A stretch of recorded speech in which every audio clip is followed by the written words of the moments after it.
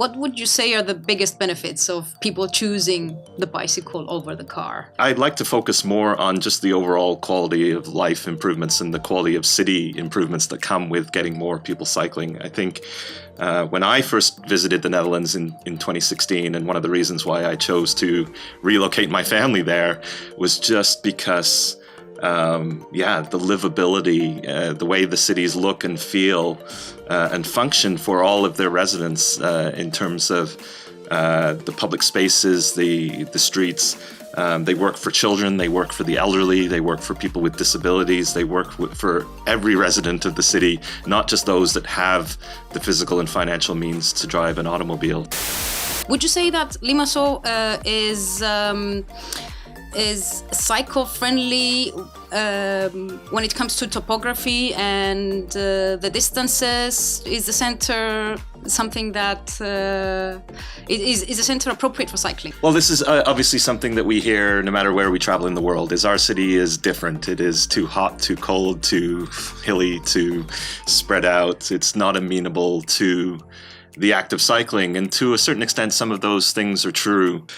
These geographic barriers are largely psychological barriers for a lot of reasons, and shouldn't be a reason not to invest in cycling. It really just comes down to having the political will, the commitment, the budget, and the reallocation of road space to make cycling a choice for people. And I think the vast majority of cities are pretty flat, and a lot of the trips we take are close to home. So a lot of people might choose the bicycle if it was offered to them, but the problem is right now we've built cities and streets that make the car the only choice for a lot of people.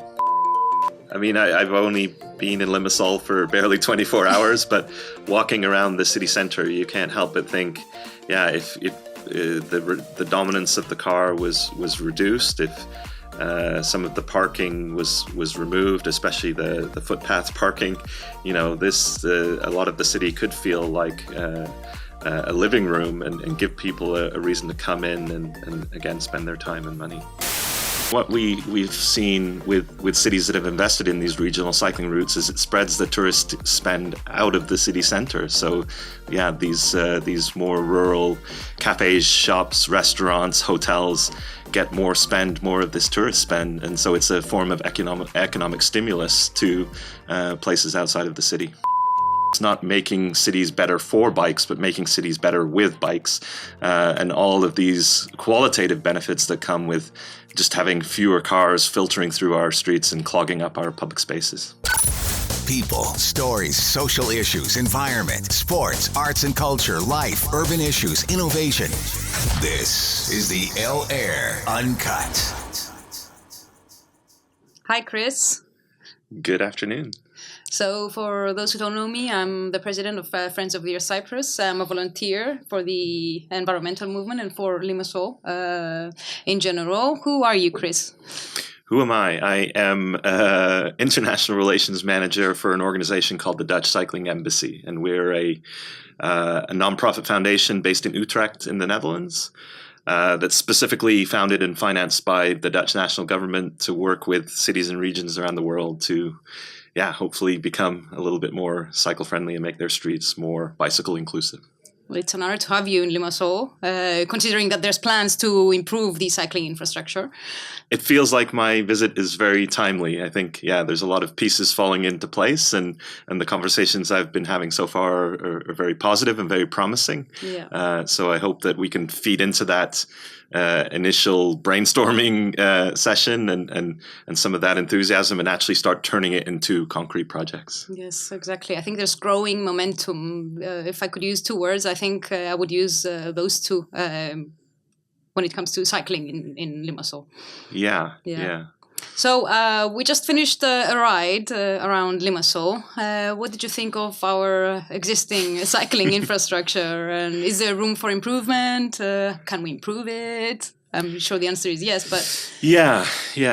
I mean, the answer is a definitive yes, and I think inconsistent is probably the best way that I can describe it. There was some really high quality, high comfort corridors, protected bike lanes, fully separated from traffic, where we could ride side by side and have a conversation. But unfortunately, those bike lanes disappeared as quickly as they started, and then suddenly you're rubbing shoulders with cars and trucks. And so connecting those pieces of high quality infrastructure, making it more cohesive, more consistent, I think is the challenge moving forward, and really the key to getting regular people on their bikes, and not just either the fit and brave who are really committed to cycling, or those people that don't have a choice because they're a food delivery driver, or they don't have the economic means to choose another mode of transportation. Yeah, I think that's the situation in Limassol. And the most recent statistic that we have is from 2019, when cycling had only 1% of modal share in transportation. So we need to work on increasing that share in Limassol, because it will also help with with a number of problems that we're currently facing. Would you say that Limassol is cycle-friendly when it comes to topography and the distances? Is the center something that is the center appropriate for cycling? If there's proper infrastructure. Yeah. Well, this is obviously something that we hear no matter where we travel in the world, is our city is different. It is too hot, too cold, too hilly, too spread out. It's not amenable to the act of cycling. And to a certain extent, some of those things are true. But the unfortunate thing is cities use those geographic barriers to not even try building infrastructure. And so it becomes this self-reinforcing idea that nobody cycles because of the weather, when it is in fact, in large part is because it's dangerous, it's uncomfortable, it's unsafe, it's inconvenient to get on a bicycle. I think there are now, the Netherlands, of course, it's compact, it's flat, it's fairly temperate climate, but there are enough other places around the world that have built out their cycling networks more recently and built them out very quickly, that are hilly cities like Oslo, that are very hot cities like Seville, that are cold cities like Vilnius in Lithuania.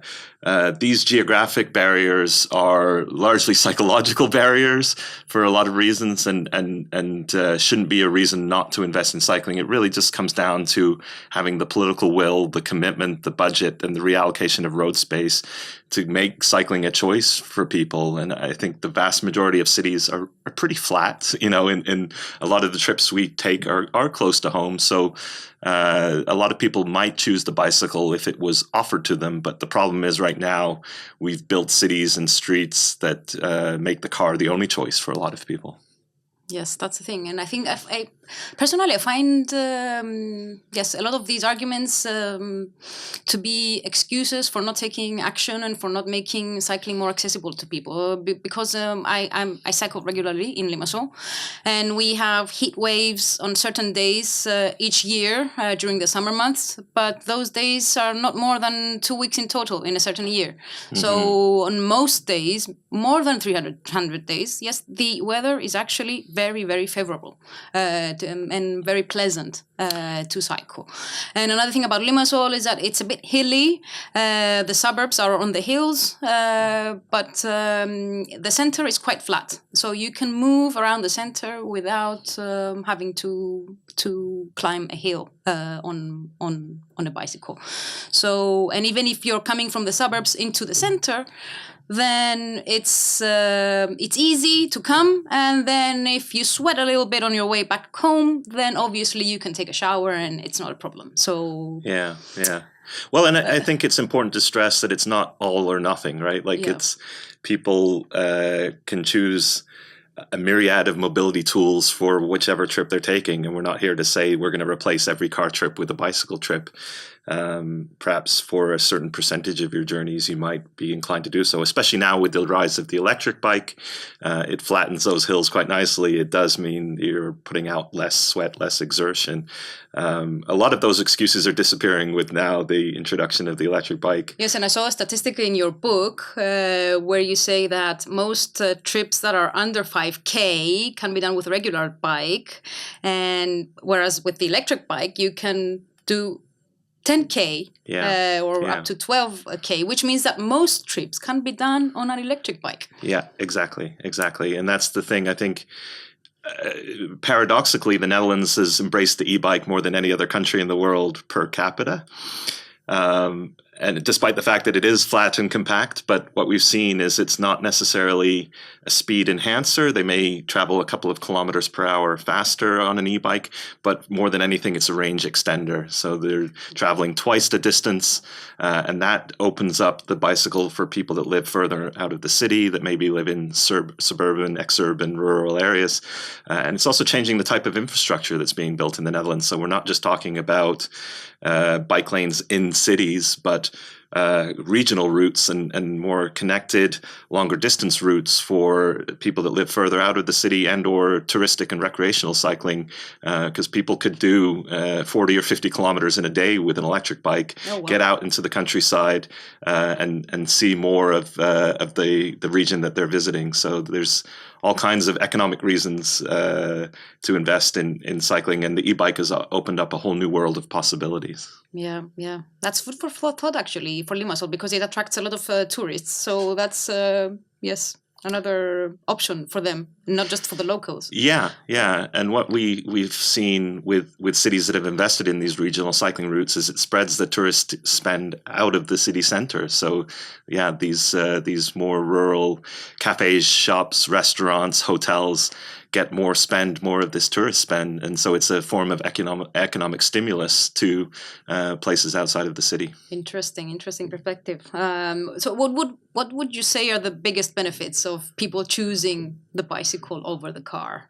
There's quite a lot, but no, exactly, and it's very difficult to focus just on one. I mean, we're here with Friends of the Earth Cyprus, so the climate benefits, the environmental benefits are quite obvious, both in terms of the climate change, but also noise and air pollution within the city, in terms of not just from the engine of so many cars, but the microplastics are created by the brakes and the tires.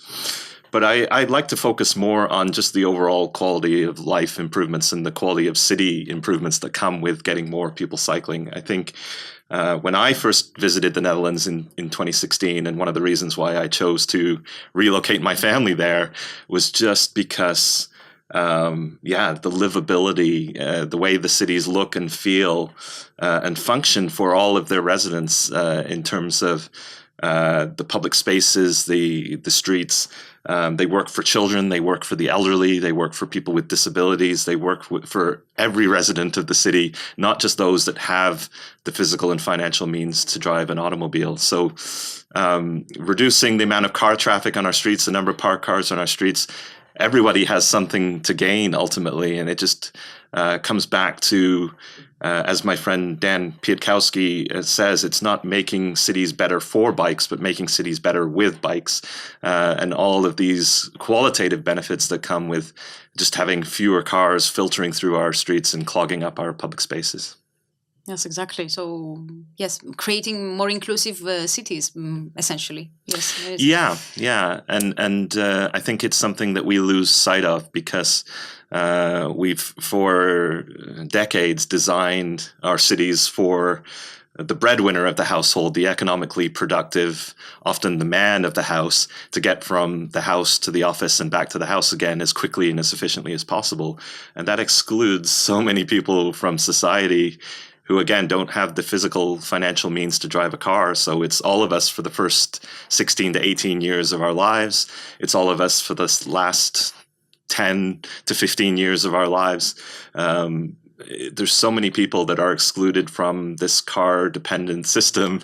They cannot participate in society, or they are dependent on the people around them for their transportation. Yes, exactly. And we've completely forgotten that they exist in just designing for one mode of transportation. Yes, exactly. I think in Cyprus we have a very widespread situation with our teenagers, with people, with their parents driving them everywhere after school to their extracurricular activities, and the streets get clogged. And it's interesting to see how in the Netherlands teenagers are independent. They can just hop on their bikes and go to their tennis lessons, or they can go to their music lessons. And here, the parent is forced to take their children absolutely everywhere. Yeah, and they're the taxi driver, right? Yeah, the taxi driver, yes. And it reduces the quality of life for the parents and for the teenagers as well. Yeah. And this was another motivating factor. We had a 10 and a 12-year-old at the time we chose to move to the Netherlands, and within weeks of our arrival there, they quite literally spread their wings, and they were out on their own, going to school, visiting friends, going to sports. Mom and dad were no longer necessary to chaperone them everywhere. And when you think about all the time that you spend taking them to and from all of these places, the money that you spend, I mean, you are, as you say, a taxi driver for the first 16 years of our lives. And not to mention the experience that they're getting of the city. They're growing up in the back seat of the car. They don't know their neighbors. They don't know their neighborhood. They're not ever outside of the watchful gaze of an adult, able to make mistakes, able to be social with their friends. So it's really become, a form of hyper-parenting in terms of chaperoning our children everywhere. And it's been such a short period of time that this is happening. In maybe one or two generations, we've gone from so-called free-range children to this backseat generation that is seldom out of their parents' supervision. Okay, but I have another question. How do you carry groceries and bulky stuff? Can a bicycle really replace a car? And again, I emphasize it's not all or nothing. I think if you're going to do a big shop at the hardware store, or some other, then a car might be the most suitable tool for the job. But I think, again, the choice is a car or nothing in a lot of places. I myself have a very large plastic milk crate on the front of my bicycle. I can quite easily fit 3 bags of groceries in there and quite a lot of stuff. There are an increasing number of cargo bikes and different utility bicycles that carry freight. And we've done everything from bringing our Christmas tree home to a cabinet or shelves or small items of furniture. It's possible, and I think part of this is a lack of imagination for a lot of people, but then also them trying to find these bad faith excuses about why cycling doesn't work, because it doesn't work in these specific instances. But we, often talk about the fact that our Canadian driver's licenses were not transferable to the Netherlands when we moved there in 2019, and we haven't felt the need to replace them. So we've been living quite comfortably for 6 years without even a driver's license, and able to operate a family of 4 between the cycling networks, the railway, the public transport networks, to get everything we need and to get everywhere we're going quite comfortably, because those choices have been provided for us. So I think it is quite possible. But we just need to see what's possible, and for a lot of people, we've forgotten about that cycling is a possibility, and so we often think of it as something that's very limiting as in terms of what we can carry or what we could take along the way. Yes, I think cargo bikes are very, very, let's say, alien modes of transport in Cyprus. I think there's only one in Nicosia and only one in Limassol. At least I haven't seen more than 2. Perhaps there's more, but I've only seen 2. And it's I know that in countries such as the Netherlands and in Germany and in Denmark and other places as well, that they use them for services as well, like the postmen and yes, like gardeners working for the municipality. They carry all their tools. So yes, I think cargo bikes can indeed replace the car in some cases, not for most users, but not for all users, but for some users. Yeah, and cargo bike sharing, I think in particular, is a model that's ripe because you're not necessarily going to invest in what is still quite an expensive machine, 5,000 euros for an electric cargo bike. But if there's one available on your street for yourself and your neighbors to borrow on an hourly basis, then maybe that is more viable of a choice. But you're right, you're seeing more and more shops making deliveries by cargo bike, freight and delivery, but also services like vending machines or vending machine repairmans or plumbers. And it's for them, it's a competitive advantage because they're spending less time sitting in traffic. They're spending less time looking for a parking space. And of course, the driver themselves are getting some fresh air and some exercise as well. So this is certainly it's still a nascent field in the Netherlands. It's still small, but as of January 1st, 14 Dutch municipalities have introduced zero emission zones in large parts of their city centres. So this has become not just an acceleration for the shift of electrifying the vans, but also there are now subsidies and incentives in place for businesses to shift some of their freight and service movements to the electric cargo bike. Okay, interesting. Another thing that we often hear in Cyprus is that Cypriots do not have the culture to cycle. So how do we encourage people to use bikes more often? How do we establish or create or start creating a culture for people to cycle more? And this is, I think, this is one of those things that there is certainly a grain of truth to it. But it doesn't mean that we should not try, because I think culture, as we've seen in examples around the world, culture can change very quickly and culture can grow in reaction to the infrastructure investments that we make. So at the conference tomorrow, I'm going to spend some time talking about Seville in Spain. I think it is a shining example of a city that had no cycling culture to speak of in and around 2010. And through the leadership of their mayor, they built out a broad network of cycling infrastructure almost overnight in an 18-month period of time.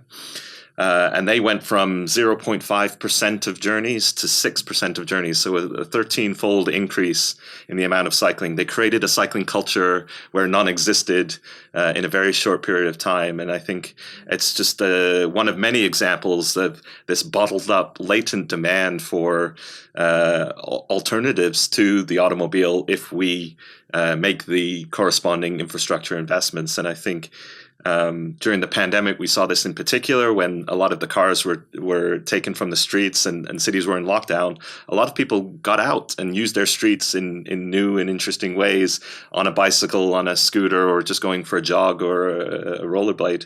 This built up demand that exists in our cities for exercise, for fresh air, for social contact with our neighbors. Right now, it's invisible in a lot of ways because the streets are almost entirely dedicated to motor traffic, so people don't feel welcome or like that space belongs to them. But if we do start carving out that space, I think we're pleasantly surprised by how many people will ultimately use it. And it's true that Limassol doesn't have a cycling culture, but it doesn't mean that we can't create one with a little bit of leadership.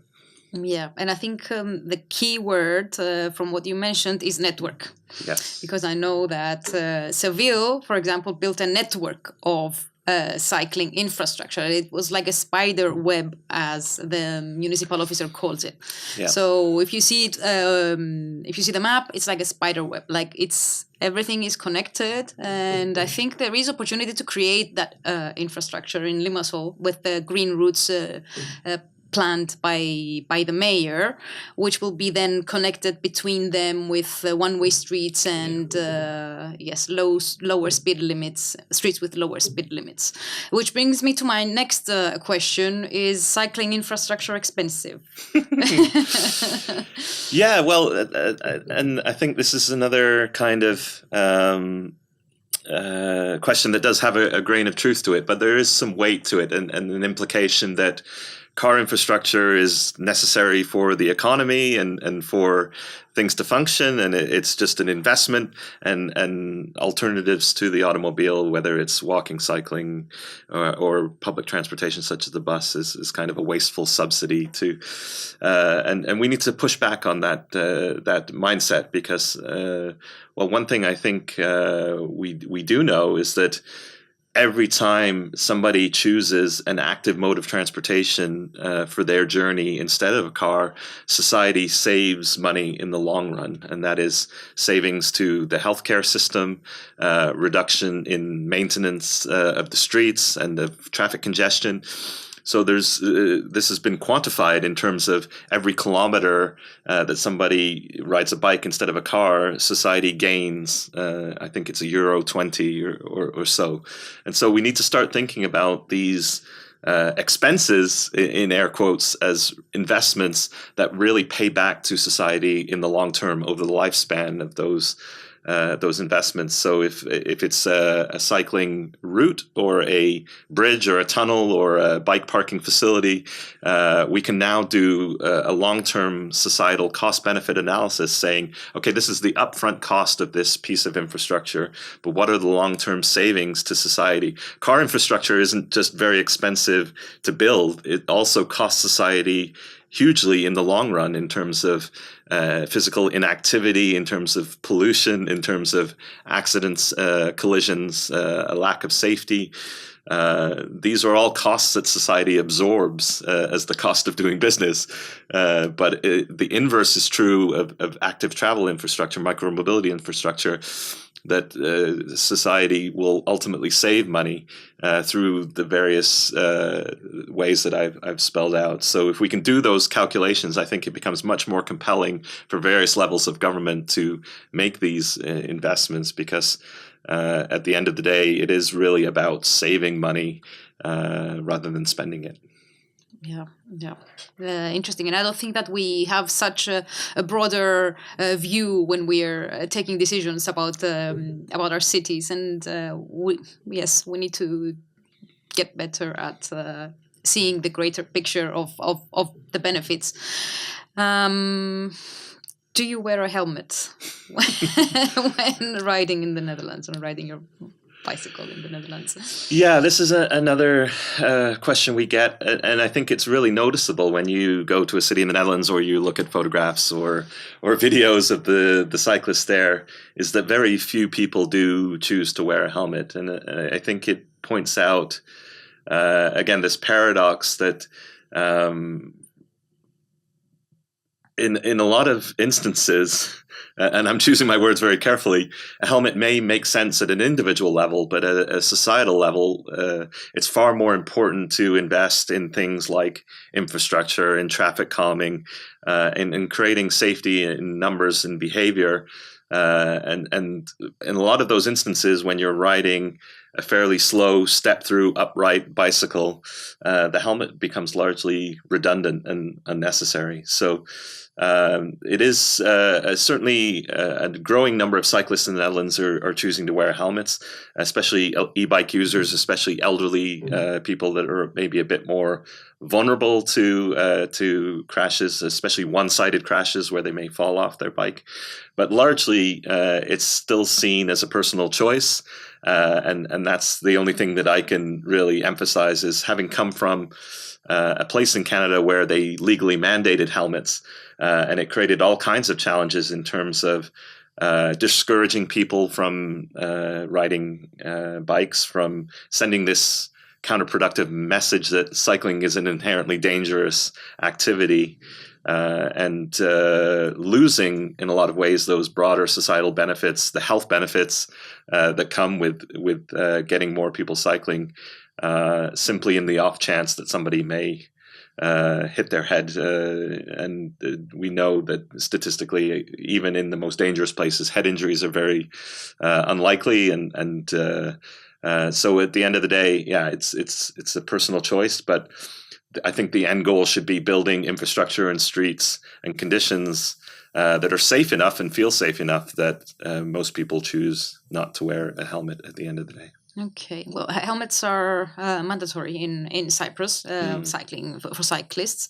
Do you have any examples in mind where the helmet mandate got withdrawn or repealed?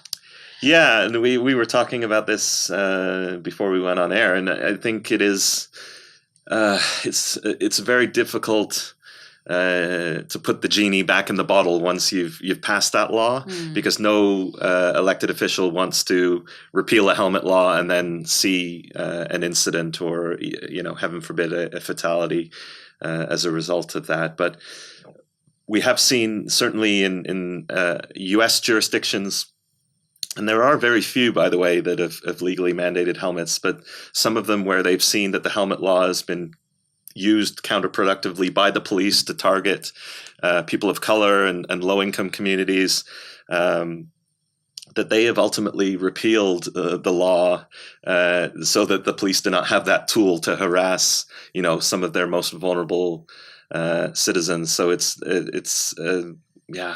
think it's a really difficult one, but at the end of the day, the police have so much more important work to do that we shouldn't have them policing minor little safety traffic infractions. And I think that's part of the challenge, is you can't just pass a law overnight and expect 100% compliance. You still need somebody to enforce it. You still need somebody to write the tickets. You still need someone to process and administer the fines, maybe a judge to rule if somebody disagrees with the ruling. There's a whole level of administration there that's pretty wasteful and unnecessary. I don't think, from what we've seen, again, at the broader societal level, is even the Canadian provinces that have passed helmet laws, and there's a very few, at the end of the day, their traffic safety rates and their rates of head injury are no different than the ones that did not have a helmet law. So there's no proof that this works in terms of actually keeping people safe. Yes, that's exactly the thing, because even the companies that manufacture helmets say that I cannot guarantee your safety if you get involved in a crash with a truck. Yes, and 2.5 years into this mandate, we've seen what you described: people getting fines when they least afford to pay a fine for a helmet, and people being discouraged from trying the shared cycling systems because they don't have a helmet. So it's counterproductive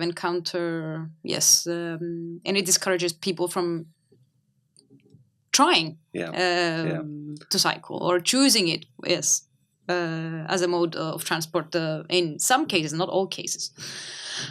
Would you say that businesses, I think you've mentioned a little bit about the benefits for local businesses, but would you say that businesses benefit when walking and cycling are prioritized, and when walkability, as we call it, is boosted? Well, this is, I think another kind of pushback that you get when you start talking about reducing car access or the prioritization of cars and carving out space or improving the priority for pedestrians and cyclists. Business owners will say, well, what about my customers, and there's this kind of misguided belief that those 2 parking spaces outside their front door are what's keeping them single-handedly in business. And I think what we've seen in a lot of cities is entrepreneurs overestimate the number of customers that arrive by car and underestimate the amount of customers that arrive by foot and bike and public transport. And all we need to do is intercept surveys to stop people outside their shops and ask how they arrived. and there is a disparity between what the shop owner predicts, and ultimately how those people are arriving to their store. Now, having said all that, there's certainly that's with the current conditions. And then when we talk about creating protected bike lanes or pedestrianizing streets, that number can only increase. And the interesting thing right now is we're at a time where brick and mortar retail is really struggling. Like with the rise of the e-commerce and the internet, we're in an era where anybody can order anything to their front door in a matter of minutes or hours. Physical shops and can't compete with that in terms of the expedience, the convenience. And so we're seeing now kind of like a great reshuffling that's happening in our city centers and along our commercial high streets. And the ones that are surviving are the ones that are providing an experience for people to come, give them a reason to come and spend time and to spend their money.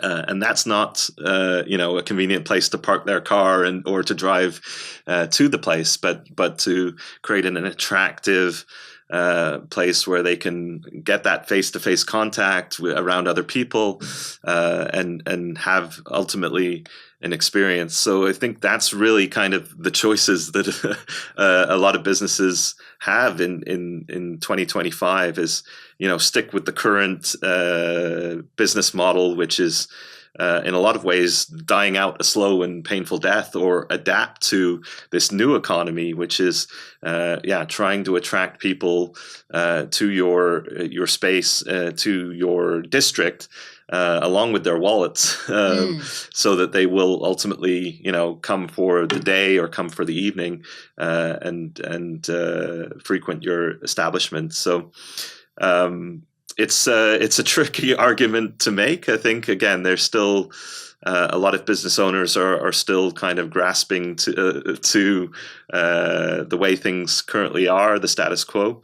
But I think, we know and see it again in cities around the world that the ones that are really thriving are the ones that are adjusting to this new economy and creating places where people want to stay rather than places for people to pass through.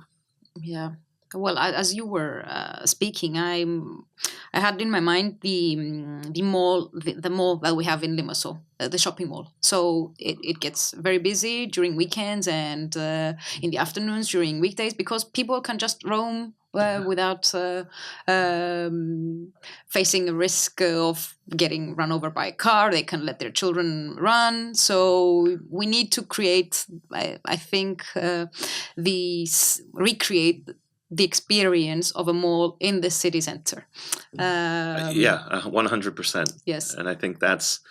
And make it even better because you're in the outdoors and Yeah.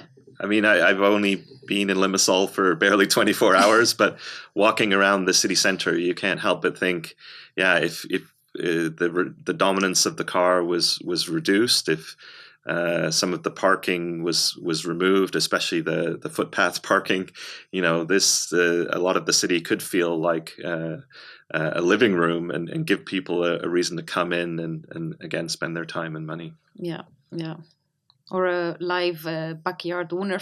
But that's probably more for residential areas. But it's a good point, and I think there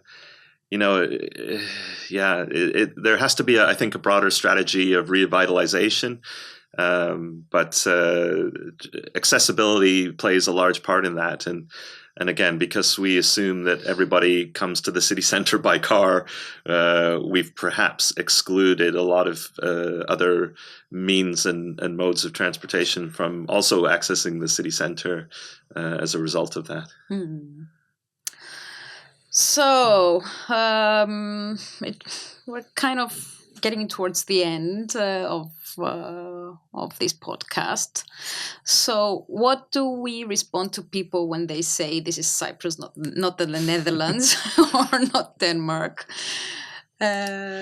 Yeah, no, and I'm not here to tell you that Cyprus should be the Netherlands. I mean, that's the last thing that I want. Can never become the Netherlands. No, So yes. no, and nor does it want to. I think, and you know, again, we travel to cities and regions and countries around the world, and our message is always, you know, it's not copying and pasting what the Netherlands did. It's learning from the process that they've gone through in the past 40 or 50 years, choosing the strategies that work for you, and coming up with a Made in Cyprus vision, a plan of your own goals and aspirations about where you want to be in 5 years, in 10 years, in 15 years. And maybe the Netherlands can inform and inspire you, but we're not here to say that Limassol should be more like Amsterdam or Utrecht or Delft. So that means that maybe cycling is 10% of all journeys rather than 50, and I think that's perfectly fine too. You know, it's not being fixated on one single mode of transportation or one outcome, but coming up with this broader hope and vision for what you want your city to be, how you want it to function and feel, and how can you use mobility, the various modes of mobility together to achieve those goals and aspirations. So Limassol will hopefully be a better version of itself. And if the Netherlands can help inspire them then absolutely. And that's, you know, why we're here this week, is to hopefully provide some food for thought and some ideas of what I would argue is, a series of strategies and policies that a city like Limassol could choose from to get to achieve some of those goals. Yes, and the point of this discussion is not to force anyone to ride a bike if they don't want to. And when we are very realistic and pragmatic, we know that not everyone wants to cycle, or not everyone is ready to cycle tomorrow, but people should be given options. Yeah. No, and I think this is also part of our story. Is the Netherlands is also a car country. The rate of car ownership is quite comparable to most EU countries. Most families own a car and use it at least semi-regularly. The car is one of this mix of mobility that they can choose from depending on the job. And that's ultimately, I think, the message that we need to carry, that it is giving people choices rather than have that choice made for them by their city or their street, because right now the car is kind of the only choice that they have, just by the way that the choices we've made as a society over decades and decades. It's 96% of the journeys, which is quite a lot. And as you said, it excludes a lot of people from. And that's, again, that's not culture. That's a policy outcome of the traffic engineering profession, the urban planning professions that have made choice after choice after choice to prioritize the car as a mode of transportation. And that, ultimately, I think people need to realize that's a dead end. You can't build enough lanes. You can't build enough parking for this infinite growth of cars. If your city is going to grow and prosper in the 21st century, you have to give people more space-efficient alternatives. And faster alternatives, actually, yes. Because if you can reach the center of Limassol or any city faster than a car, then... Yes. You've got like every reason to choose the bicycle. If it's faster, if it's greener, if it's And inversely, if every new resident to Limassol brings a car with them, you're not going to have much space for the city anymore. And so there are choices, and I think difficult choices that need to be made in the years ahead, in terms of, at some point you have to, when you're far enough into a hole, you have to stop digging and recognize that you have a problem. And then you can hopefully work together on the solutions and digging yourself out of that hole, because 96% is a heck of a hole. I know. And it's making public space very, very unpleasant. Yes, we've got asphalt, you've got cement, parks everywhere. What if we removed those cars what can we create? Yeah. Yes. Yeah. With that public space that is currently being used in a way that's not inviting people. Yeah, absolutely. Absolutely. Do you have any last words for us, or? Well, I mean, I was really triggered by your emphasis of the network concept, and I think this is going to be something that I spend some time on tomorrow, and it's always the first and last message that I leave every city that I visit is your strategy to get more people cycling has to be bigger than just a few individual cycling routes. You have to really be starting to think at the network level and connecting as many origins and destinations in your city as possible. And the faster you can build that network, the more success you will ultimately have, and create this hopeful virtuous circle of getting more people cycling and making that a choice for everybody. But it's a difficult needle to thread, and politically, I think it takes a lot of it takes a champion that's going to stand up there and say, this is what we need to do, and this is how we're going to get there. And without that network, cycling and any mode of transportation, including public transport, without the network, it's only going to be used by the people who are really committed or don't have a choice. And so there's this whole broad range of society that would choose alternatives to the car if we made it attractive enough, but that right now they're just captive to their cars because they don't really have a choice. Yes. And multimodality, I think, is another term that we need to keep in mind. Yes, exactly. Creating the conditions for people to take more than one means of transport to get to where they want to go. So if we have functional buses with frequent journeys, then a person can take the bus up to a certain point and then take a shared bicycle or walk to your destination. And of course, park and ride. So that's a whole other discussion happening in Limassol. Where do we create them? And it's a challenge, I think, for the authorities that are not used to working together and cooperating and sharing resources and ideas. I think we very much still live in a siloed world where these various departments and organizations treat each other as hostile enemies, and and everybody having their own kingdom that they need to protect, let's say, or and this is part of the challenge, is helping maybe the public transport operator understand that building bike parking is going to help their bottom line by increasing ridership and revenue, and helping the cycling planners understand that fast, frequent bus service will also get more people cycling, and that the two can really positively reinforce each other if they work together. If they work together, and we're talking about two different businesses that will make money out of this. So that's another reason to work towards that. But that's really, I think, the sweet spot. And again, part of the reason why I've lived in the Netherlands for 6 years without a driver's license is because I can seamlessly move from my bike to the train to a shared bike to a bus or a tram with one tap card from start of journey to the end of the journey, that I'm invoiced for my trip at the end of the month. And so it makes it so user-friendly, so easy, that has become my driver's license replacement, is my public transport card, where I can access all my different modes of transportation with a series of taps. And I think once you've reached that level of user-friendliness and ease, then you've really got the replacement to the car, not just for short journeys, but for journeys over long distances as well. That sounds like a far-fetched dream for Cyprus, like, I don't know, like science fiction. But yes, maybe we'll get to that point. We're here to show what's possible. Yes. And hopefully, one day you can get there. But I mean, I'm always careful of this, is it's not to discourage or to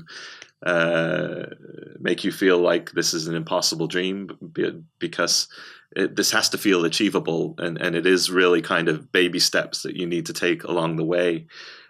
Because if you just try to take it all on at the beginning, it can become very overwhelming and very discouraging.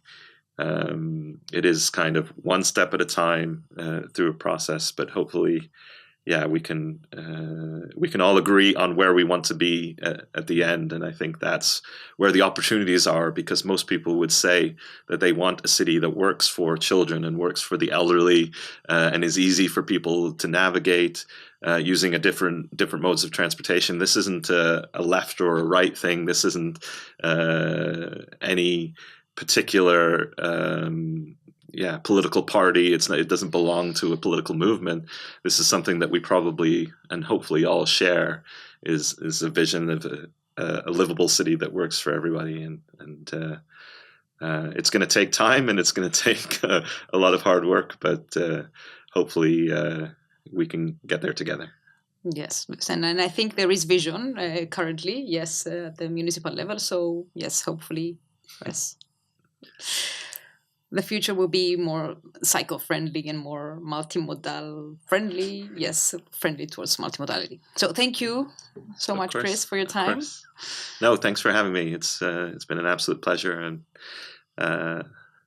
looking forward to the conversations ahead. And as I said earlier, this feels like a very unique time.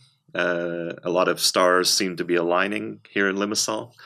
And let's hope we can ride that momentum forward towards a different future. Thank you so much. Thank you. Okay. This is the L Air Uncut.